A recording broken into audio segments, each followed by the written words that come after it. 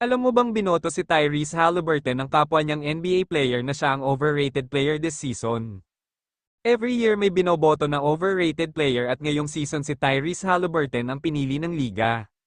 Bakit nga ba siya ang overrated player this season? May 18 points, 3 rebounds at 9 assists sa regular season si Haliburton. May $42 million na sasahurin si Tyrese Haliburton ngayong taon at kung titignan ng kanyang regular season stats dapat mag-average siya ng 30 points per game dahil sa laki ng kanyang sahod at siya ang main guy ng team.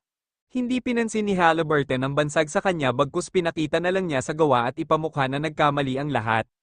Sa first round ng playoffs katapat nila ang Milwaukee Bucks sa pangunguna ni Giannis Antetokounmpo at Damian Lillard. Nagbatay ang mga NBA analysts sa pagiging dominante at experience ng Bucks sa playoffs kaysa sa Pacers na bihira lang makapasok at minsan nalalaglag pa sa play-in tournament. Pero iba ang katotohanan nilang paso ng Indiana Pacers ang Milwaukee Bucks sa 4-1 standing at pinagbakasyon na ng maaga para makahabol pa sa summer vacation. Umabante na ang Pacers sa second round at nakalaban nila ang number 1 team sa Eastern Conference.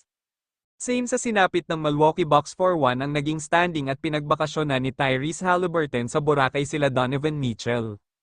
Ngayon panay puri ang mga NBA analyst kay Haliburton at maging ang mga kapwa NBA player na papareact na lang sa mga clutch play ni Haliburton.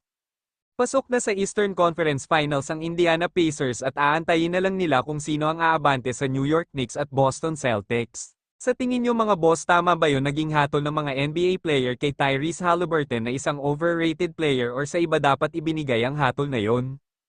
Kung may komento kayo mga boss, ilagay lang sa ibaba at ating babasahin yan. Huwag sanang kalimutan mag-like, follow at share ng mga videos ko. Maraming salamat, ingat palagi at God bless.